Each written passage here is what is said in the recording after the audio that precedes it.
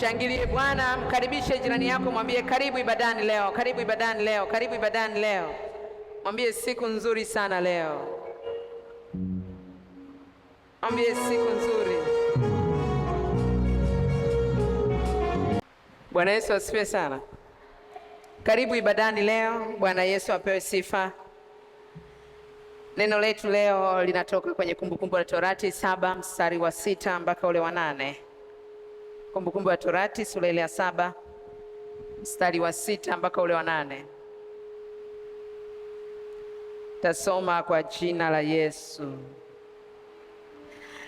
Kwa maana wewe u taifa takatifu kwa Bwana Mungu wako. Bwana Mungu wako amekuchagua kuwa watu wake hasa, zaidi ya mataifa yote walioko juu ya uso wa nchi. Bwana hakuwapenda ninyi wala hakuwachagua ninyi kwa sababu mlikuwa wengi mno kuliko mataifa mengine, maana mlikuwa wachache kuliko watu wote, bali kwa sababu anawapenda na kwa sababu alitaka kuutimiza wapo wake aliowapia baba zenu, ndiyo sababu akawatoa kwa mkono wa nguvu, akawakomboa kwa nyumba ya utumwa katika mkono wa Farao mfalme wa Misri. Bwana Yesu asifiwe. Haleluya. Seme kwa pamoja, sio kwa sababu mimi niko na haki zaidi kuliko wenzangu ndiyo maana Bwana amenichagua, ila kwa sababu ananipenda zaidi. Pigie Bwana Yesu makofi. Unapokaa mshangilie Bwana, unapokaa mshangilie Bwana.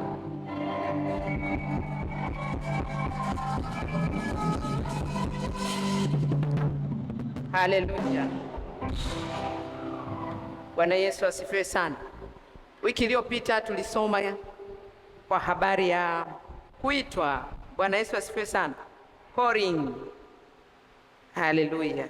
Tukasema mtu anapochaguliwa na Mungu toka anatoka tumboni mwa mama yake au mwa baba yake, anakuwa tayari ameshawekewa alama kwamba huyu ni fulani, anaenda kuwa fulani. Bwana Yesu asifiwe sana. Kisoma Isaya 49 mstari wake ule wa kwanza hadi wa 3. Isaya 49 mstari wa kwanza hadi wa 3.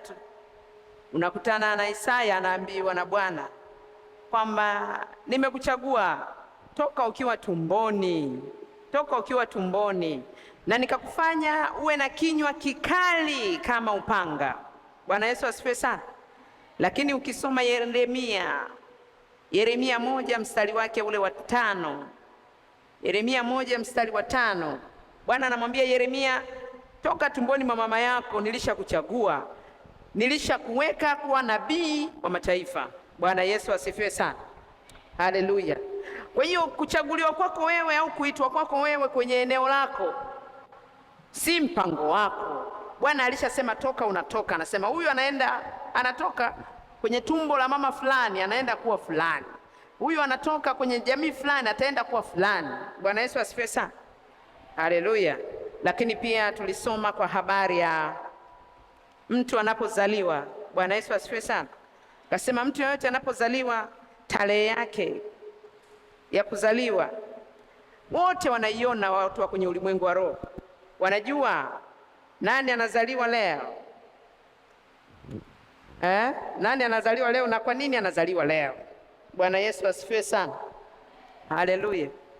Kasema wanajua kwamba anayezaliwa ni Lisa, na Lisa anapozaliwa anazaliwa kwa ajili gani? Bwana Yesu asifiwe sana. Anayezaliwa ni Neema. Neema anazaliwa kwa ajili gani? Anazaliwa Athmani. Athmani anazaliwa kwa ajili gani? Bwana Yesu asifiwe sana. Anazaliwa wapi na anazaliwa vipi? Yote wanakuwa wameshayasoma. Bwana Yesu asifiwe sana. Kasema tukasome kwenye Isaya sura ile ya 7 mstari wa 14, tukaangalia jinsi Yesu anapoongelewa na watu wa zamani, wakati hata Bikira Maria mwenyewe hajazaliwa na hajulikani naye anatokea wapi. Bwana Yesu asifiwe sana. Lakini watu wameshajua kwamba ni atazaliwa na anatokea wapi, atalelewa na nani. Haleluya. Lakini pia tukasome kwa habari ya wasoma nyota na watu ambao wachawi. Tukasema kwenye Hesabu sura ile ya 24 mstari wake wa 17, tukasema watu walishaona kwamba Yesu anazaliwa wapi, atazaliwaje. Haleluya. Kwa hiyo kwenye habari ya maisha yako, kabla hujaja, watu wanajua, Mungu anajua namleta fulani. Lakini watu wa rohoni nao, wawe wachawi, waganga, wafitini, na wenyewe wanajua kwamba fulani ndo anakuja. Bwana Yesu asifiwe sana. Kwa hiyo kinachotoka, ndio maana utakuta wengine wakati wa uzazi wao wanapata shida sana, anapotaka kujifungua anapata shida sana, mimba yake ni shida. Bwana Yesu asifiwe sana. Ile shida si kwa sababu ni shida, ni kwa sababu ya kile kitu alichokibeba ndani. Haleluya. Alichokibeba ndani kinakuja kuwa nani? Watu wanakuwa wameshasoma, anakuja kuwa nani? Haleluya. Kwa hiyo zaidi hapo tukajifunza pia mtu anaweza kazaliwa kwenye eneo gani. Tukasema kuna milango tofauti. Tuliongelea lango la afya. Wangapi walikuwa wanaandika? Uliandika? Safi. Tukaongelea lango la afya. Tukasema wengine wanatoka kwenye lango la uzuri na kuendelea na thamani nyingi. Wengine wanatoka teacher. Kwenye lango la familia, anapenda familia yake, akiolewa, akioa, yeye nyumbani. Ndio jambo la kwanza. Bwana Yesu asifiwe sana. Leo tunaenda kwenye eneo jingine. Sema eneo jingine. Tunaendelea kumalizia milango minne iliyobaki, alafu tutaingia kwenye calling. Mlango wa vizazi na vifo. Vizazi na vifo. Vizazi na vifo. Bwana Yesu asifiwe sana. Vizazi na vifo. Hawa watu, mtu ambaye anazaliwa kwenye lango la vizazi na vifo, ana tabia ya kuweza kuanza kitu haraka sana, kuanzisha jambo mwepesi sana, kufanikiwa mwepesi sana, kufilisika dakika 2. Sio, unanielewa vizuri hapo? Kupata mwepesi sana, kupoteza dakika 2. Haleluya. Na ndugu yangu mmoja yuko Kongowe. Bwana Yesu asifiwe sana. Ana ndoa 6. Kila siku anaolewa. Tena ndoa za sherehe kabisa, tunamchangia. Kesho baada ya miezi 2 mitatu anakwambia nilishaachana naye yule, mbona? Dada, mimi naolewa. Bwana Yesu asifiwe sana. Anaolewa tena. Muulize mchungaji Enidi na mama yako yule pale. Wanamjibu. Tunachanga tena. Dada, mimi naolewa. Kesho kutwa anaachika. Asemi kwamba ninaacha na nini. Unamsikia tu, mbona mimi nilishaolewa kwingine? Ndio natangaza tena. Wewe una shida gani? Anaolewa, anaachika. Watu wanapotafuta waume, yeye anaachika ndoa ya 6 na anaolewa vizuri. Na sio kwamba akienda azai ana watoto 5 kama sikosei. Sio kwamba akienda azai anabeba na mimba, anazaa, akimaliza hapo anaachika. Anaolewa, yani anakanyota kandoa. Bwana Yesu asifiwe sana. Kanyota kake kandoa kanawaka. Ni mwepesi kuipata ndoa, lakini kuimaliza ndoa dakika 2. Haleluya. Mtafute Sauli. Bwana Yesu asifiwe sana. Sauli, Samueli wa kwanza sura yake ya 9 kuanzia mstari wa 22. Samueli wa kwanza sura ya 9 kuanzia mstari wa 22. Sauli anaonekana anaenda kuwa mfalme. Sura ile ya 10 mstari wa kwanza tuna wa 2. Samueli anampaka mafuta kuwa mfalme.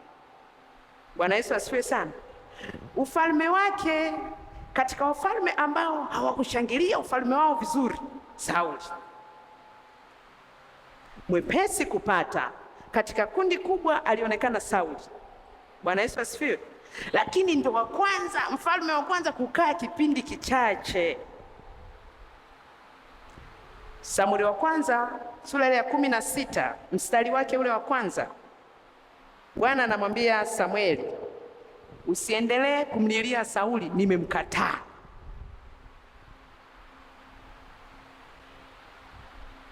Bwana Yesu asifiwe sana. Nimefanya nini? Nimemkataa. Ufalme unaondoka. Ufalme unafanya nini? Unaondoka. Mwepesi kuanza biashara.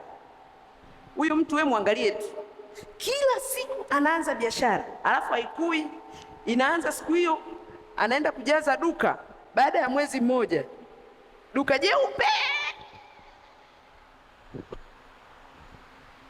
Unajua mlango wake huu kuboost mpaka umbadilishie. Bwana Yesu asifiwe sana. Na leo nitaomba na wamaliza maduka. Bwana Yesu asifiwe sana. Wamaliza maduka. Ana ukimwanzishia duka mwepesi upata, yani anaanza leo ameweka cherehani yake pale, kanunua hadi cherehani anashona. Mteja wa kwanza wa pili, wakishafika 6 kafunga, kauza cherehani. Msome vizuri. Yule amezaliwa kwenye mlango ambao unapitisha baraka haraka vizazi. Ana uwezo wa kuzalisha, lakini ana uwezo wa kuua mapema. Lakini pia kuna mlango mwingine unaitwa mlango wa karama. Sema karama. Mlango wa karama. Karama. Karama na vipaji. Karama na vipaji. Bwana Yesu asifiwe sana. Karama na vipaji.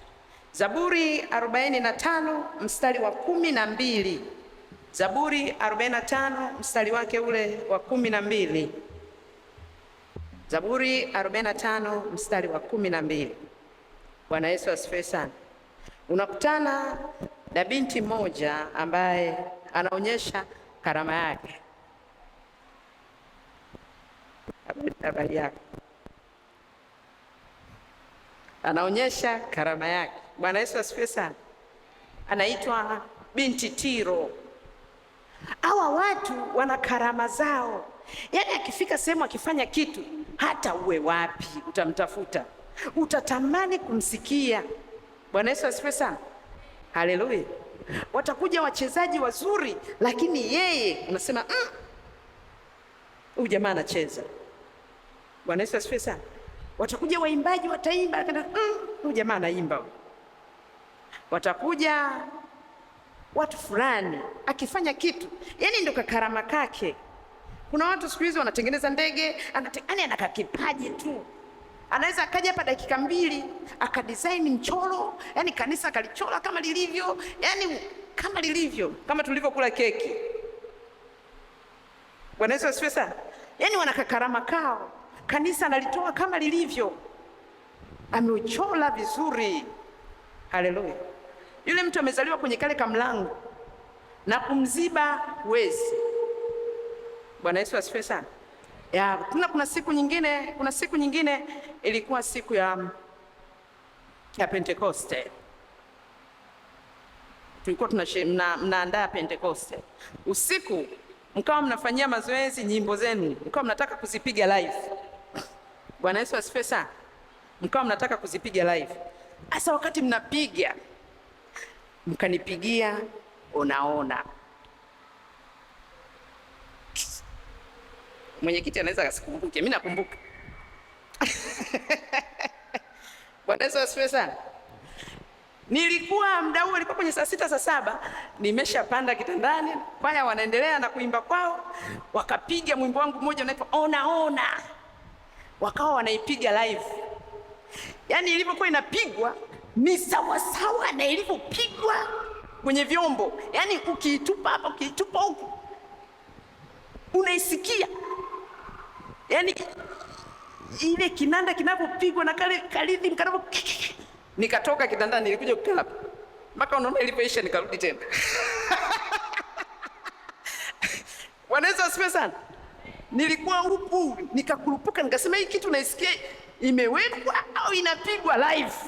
Nikatulia, nikaanza kusogea. Yaani kilichonisogeza sio waimbaji, kilichonisogeza ni vile vyombo vilivyokuwa vinapigwa, yani kana kwamba imeshaingia kila kitu ndani. Acha kabisa. Ile ngoma mliipiga hiyo, unaona?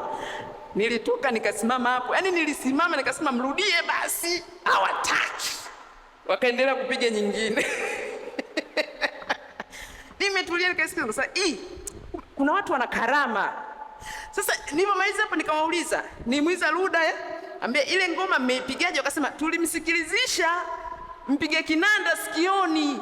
Yani walitoa kwenye simu wakampelekea mpige kinanda, akawasikiliza hapo maliza akamwambia ondokeni na simu yenu, akaanza kuipiga.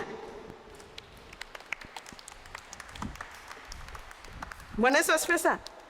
Karama. Yani mziki ule upo ndani. Kwa hiyo akikuangalia tu hivi kidogo anaipiga.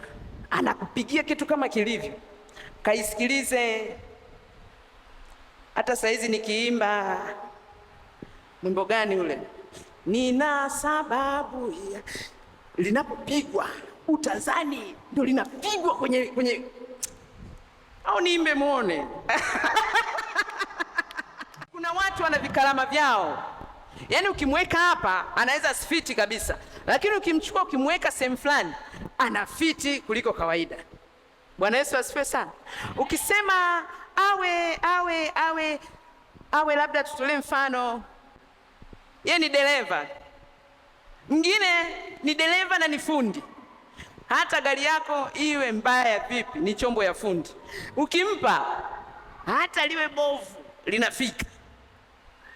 Mwingine ukimpa anafika Chalinze na kupigia simu gari imekufa.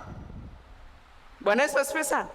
Mwingine hata umpe bovu analifikisha. Yaani kila mtu ana kamlango kake. Mtu aliyezaliwa kwenye milango ya karama, vipaji, huyo mtu huwezi kukimbizana naye. Kama akisimama kwenye eneo lake, akijichanganya akae kwenye eneo jingine, hatoboi maisha yake yote.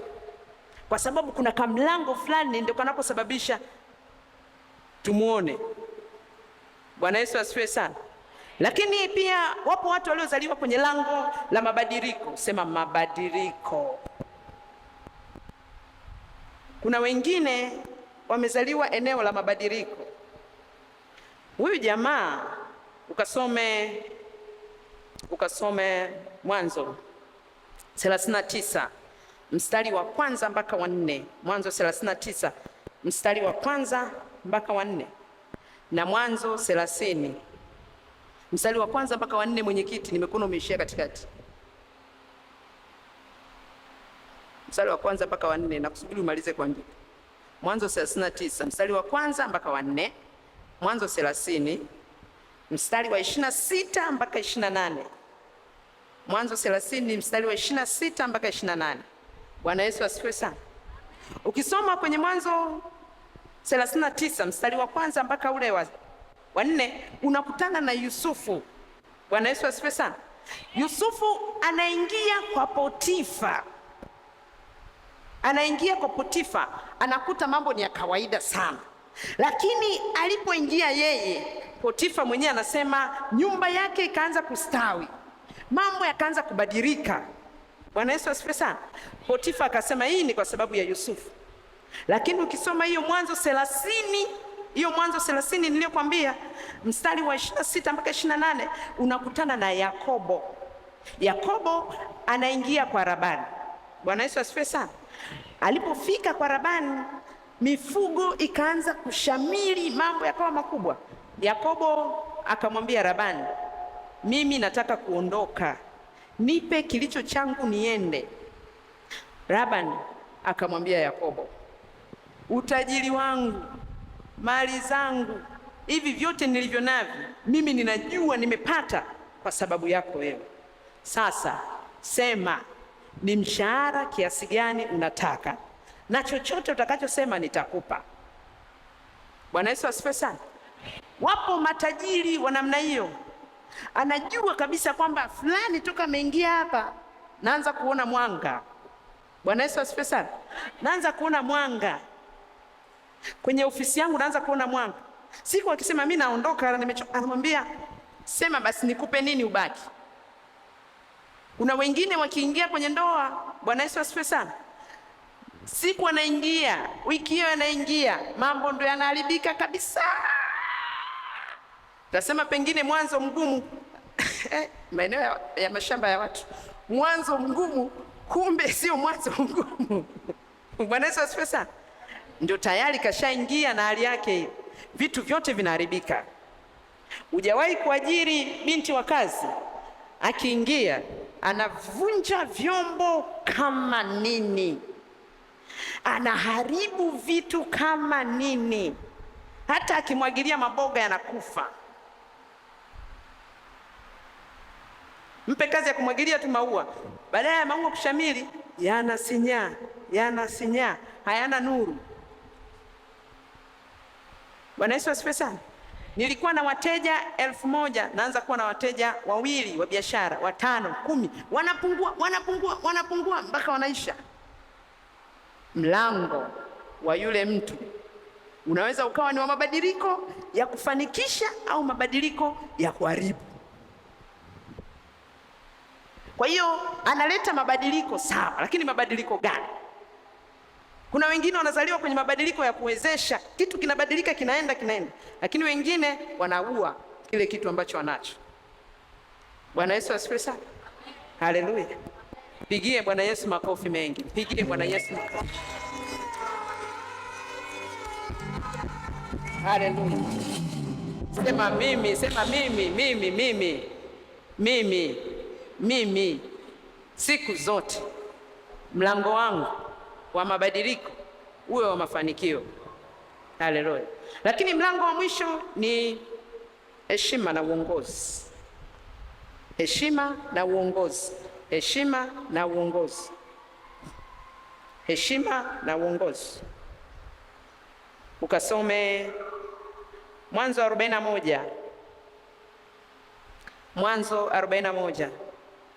Soma mstari wa 38 mpaka 44. Mwanzo 41 mstari wa 38 mpaka 44. Alafu soma Daniel sura ya 5 mstari wa 11 mpaka 29. Alafu soma Samueli wa kwanza sura ya 18 anza mstari wa 10 mpaka wa 16. Bwana Yesu asifiwe sana. Haleluya. Anasema kuna watu ambao wameandikiwa heshima na uongozi. Haleluya. Yeye ukimuingiza sehemu yoyote ile anapata uongozi. Acha umfanyeje. Ukimpa dakika 2 unasikia ni kiongozi yule.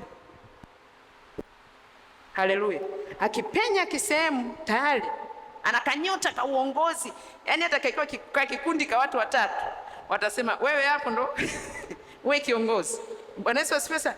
Wako 4 tu wanatembea hivi, lakini wakiulizwa kiongozi wenu nani hapa, hawakuwahi hata kumpigia kula wanamtaja. Bwana Yesu asifiwe sana. Kiongozi yeye ana nyota ya uongozi. Siku ya kwanza wanafika mfano form 5 au tuseme chuo, tusiseme chuo, mmekuja wengi. Anafika mule mtu anasema class representative hapa ni nani? Utaona huyo hapa. Wewe ndio mwenyewe, ongea hapo. Kwani tulipangiana? Kwa hiyo unakuta umeshatoka, wewe ndio unawasemea wenzako. Ukiona mtoto wako, ndugu yako, mtu wako wa karibu ana hiyo karama, ana hiyo baraka ya kuzaliwa kwa design hiyo, inabidi ukazane kumchochea. Bwana Yesu asifiwe sana. Kwa sababu mtengenezee mazingira, kwa sababu ni kiongozi mkubwa wa baadaye. Usiiue. Haleluya. Bwana Yesu asifiwe sana. Usifanye nini? Usiiue. Unamchochea, anakuwa kiongozi mzuri. Kuanzia pale unapombeba, tangia kadogo, kanaweza kuongoza kundi. Kadi anavyoenda hivyo hivyo. Kwenye kazi, kwenye ofisi, kuna kaheshima fulani anapata kuliko wengine. Bwana Yesu asifiwe sana. Haleluya.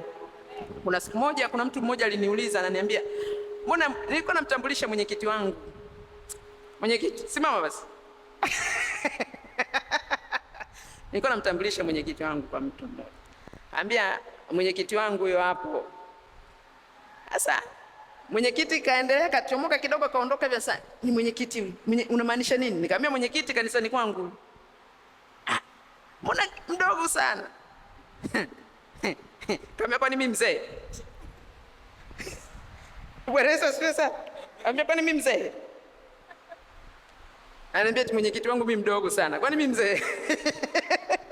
Ambia kwani mimi mzee? Niko namtania, nikamwambia kwani mimi mzee? Mwenyekiti kijana. Nikamwambia wazee walishindwa. Nishakuwa na wazee. Sawa. Nikamwambia nishakuwa na wazee walinifelisha. Sasa nitachagua vijana. Pigie Bwana Yesu makofi na watania.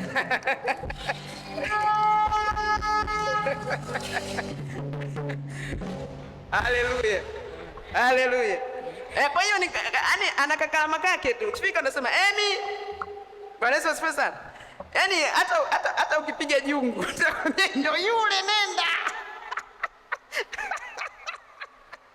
Ndio yeye. Sasa unataka nifanyeje? Ndio yeye, yani ndio mwenyekiti. Bwana Yesu asifiwe sana. Kwa hiyo kwenye hiyo habari wako watu tu wana nyota ya uongozi. Bwana Yesu asifiwe sana. Wana nyota ya uongozi. Popote pale unapoweka wanafiti. Hao watu wamezaliwa kwenye eneo hilo. Bwana Yesu asifiwe sana. Lakini leo nataka ujifunze kitu kingine. Kuna mambo ambayo mtu yoyote anapoitwa kwenye eneo lolote lile, Bwana Yesu asifiwe sana, kuna gharama zake. Mwambie jirani yako kuna gharama zake. Sema gharama za kuitwa kwenye wito fulani. Bwana Yesu asifiwe sana.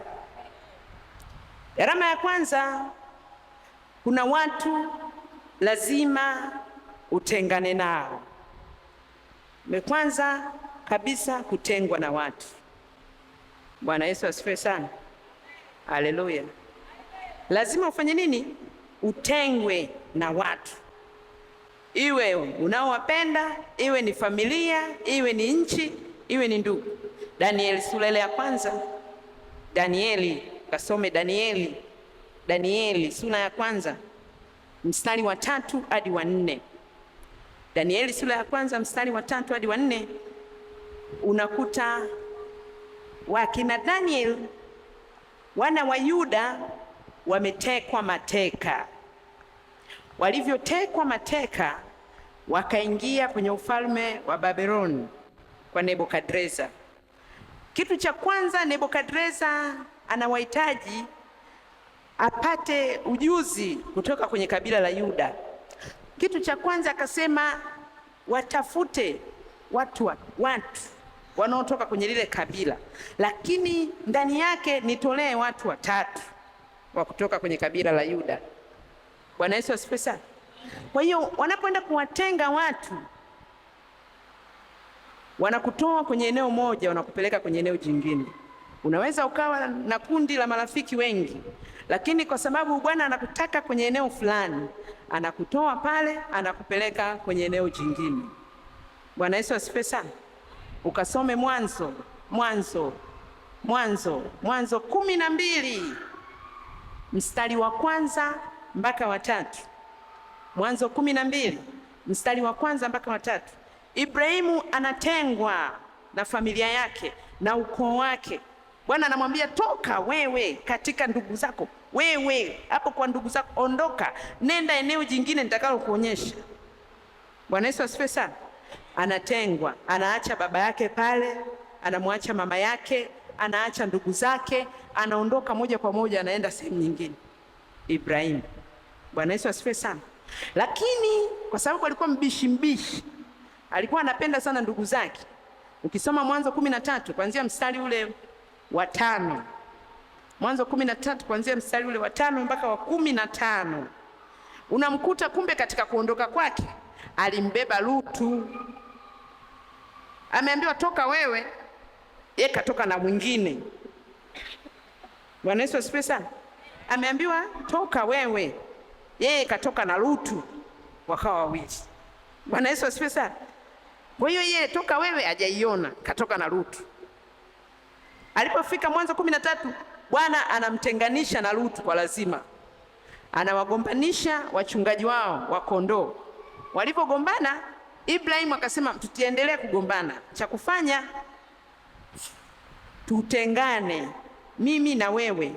Kwa hiyo Lutu na nani na Ibrahimu wakaachana pale.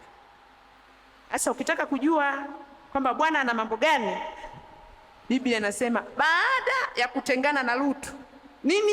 Baada ya kutengana na Lutu, Mungu ndo anaendelea kumsemesha tena Ibrahimu. Anamwambia sasa, nyanyua macho yako uone, yote haya uyaonayo nimekupa. Kwani mwanzoni alikuwa amwambia. Bwana Yesu asifiwe sana. Ila kwa sababu kuna mtu alikuwa naye ambaye ni lazima atengane naye. Kwa hiyo kuna wakati mwingine ukiitwa na Bwana, kuna watu wengine lazima uachane nao ili uweze kuziona baraka zako.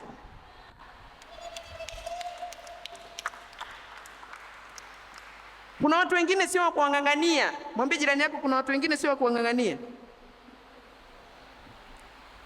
Lazima uachane nao.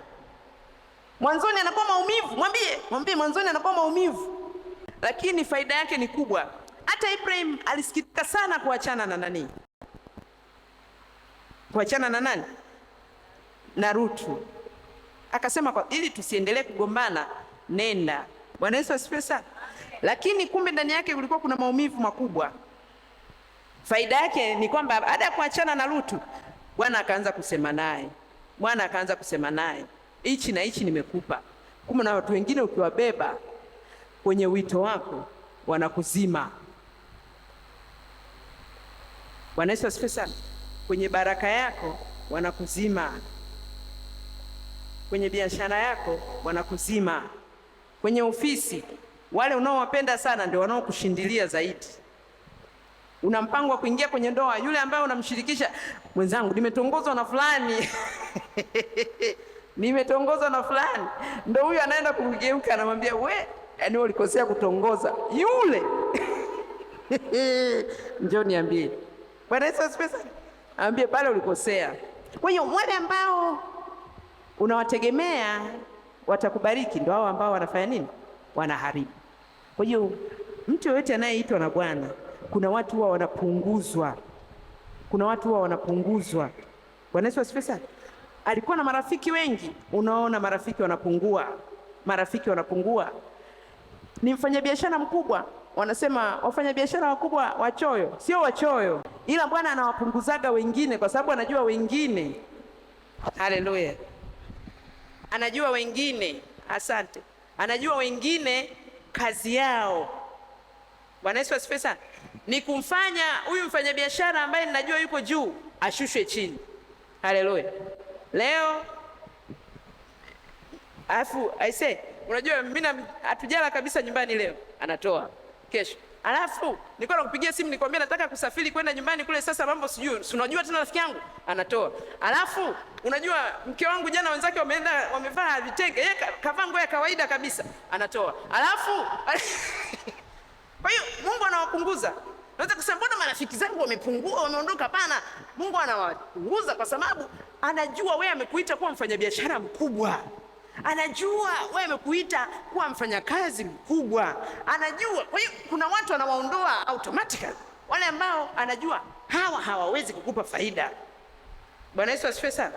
Sema Baba wa mbinguni, mimi kwenye eneo langu uliloniita wapunguze wasionifaa, ili nione hatima ya ile baraka ulionipa toka nazaliwa, kwa jina la Yesu. Sema amen.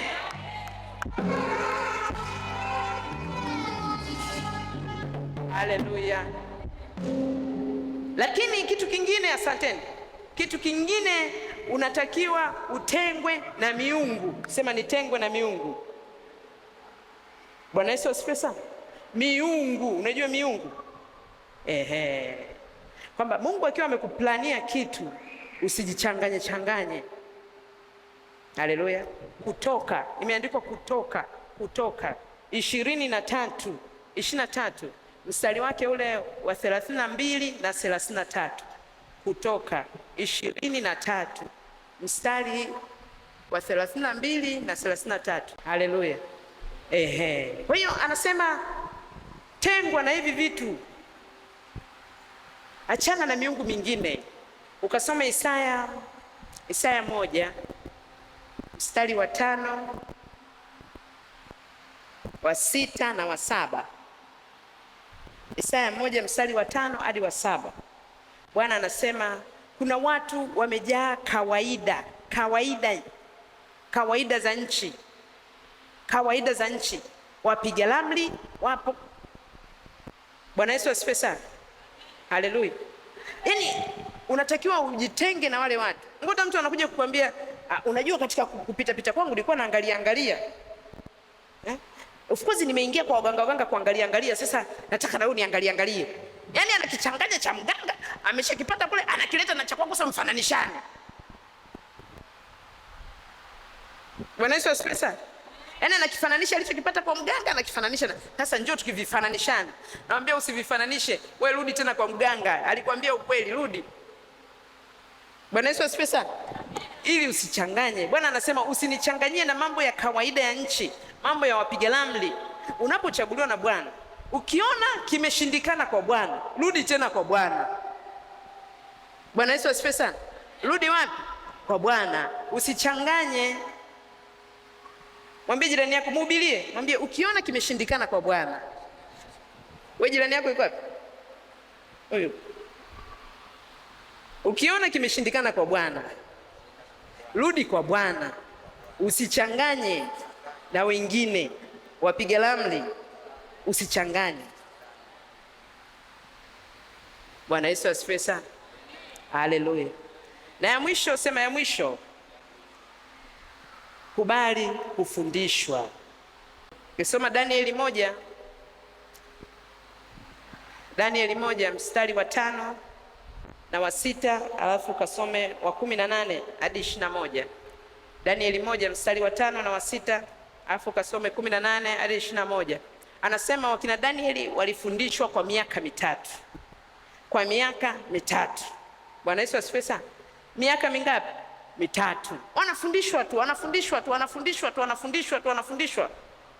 Miaka 3. Haleluya. Wanafundishwa jinsi ya kuongea na watu, jinsi ya kuwakadiria watu, jinsi ya kutafsiri, wanafundishwa tabia za Wakalidayo miaka 3. Haleluya. Yesu naye alikaa na wanafunzi wake miaka 3. Bwana Yesu asifiwe sana. Mathayo 17. Haleluya. Anza mstari wa 14 mpaka wa 21. Mathayo 17 mstari wa 14 mpaka 21. Miaka 3 anawafundisha. Wanapokuwa na imani ni Aba anasema mimi nitakaa na nyie mpaka lini? Haleluya. Bwana Yesu asifiwe sana. Na Elishadai napo, unataka uchungaji, unataka uongozi, unataka kitu, lazima ukae useme huyu tumemuona hapa Elishadai miaka 3 na bila kuyumbayumba. Bwana Yesu asifiwe sana. Haleluya. Miaka 3 na bila kuyumbayumba, nasema huyu anastahili. Haleluya. Anastahili ushemasi, anastahili. Kuna wakati mwingine umejifunza sawa, sema nimejifunza sawa. Na mara nyingi mafunzo yana maumivu. Ni wakati wa shuhuda. Bwana Yesu asifiwe kanisa. Amen. Namshukuru Mungu kwa matendo makuu mengi aliyotenda katika maisha yangu. Lakini namshukuru pia Mungu aliniwezesha kufunga 5 kavu. Wiki ya kwanza nilianza kufunga 3 kavu. Nilitaka nimtafute Mungu kwa namna tofauti kwa sababu sikuwahi kufunga 5 kavu. So nilifunga 5 kavu, haikuwa rahisi, lakini kwa uwezo wake Mwenyezi Mungu nimeweza. Namshukuru Mungu. Pigie Bwana Yesu makofi.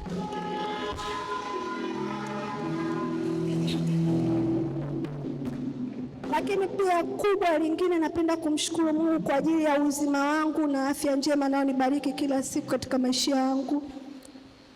Bwana Yesu asifiwe kanisa. Amen. Mimi shuhuda yangu nadhani na sehemu tatu, lakini la kwanza nilisafiri. Namshukuru Mungu kwa kuniwezesha kusafiri na nimerudi salama. Kwenye kusafiri ilikuwa shida kwenda, na nilivyokaribia, nilisafiri kutoka hapa kwenda Dodoma.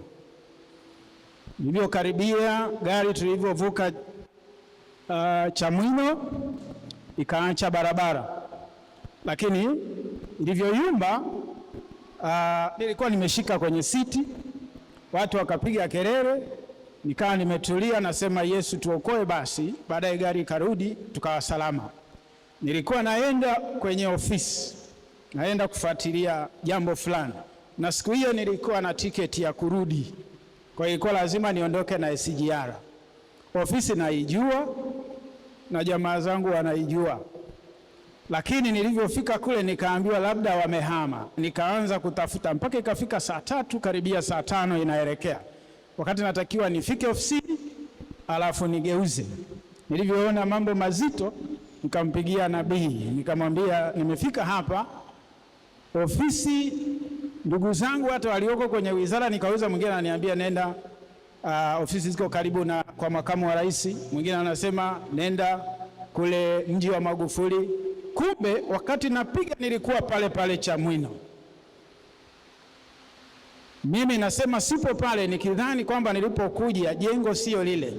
Baada ya maombi nilivyomuuliza dereva bodaboda akaniambia si saa hizi huko Chamwino, huko nani, huko Chimwaga hapa. Nikashangaa, ndio nikafunuliwa, nikaenda ofisini, mambo yakaenda, lakini nilivyorudi nyumbani nikasoma, alafu baadaye nikasema Mungu, kama ndiyo hivi, ina maana hata kile kitu nilichokuambia na chenyewe kinapotea? Hapana. Baadaye nikapata ujasiri. Kesho yake nikazunguka huko, baadaye nikaja hapa kanisani. Nimefika mpaka basiani, kwa sijamwambia hata mama. Tukaenda madhabahuni, tukaanza kuomba. Mama akaomba na niambia soma hapa. Nataka nishuhudie kwamba El Shaddai Mungu yupo.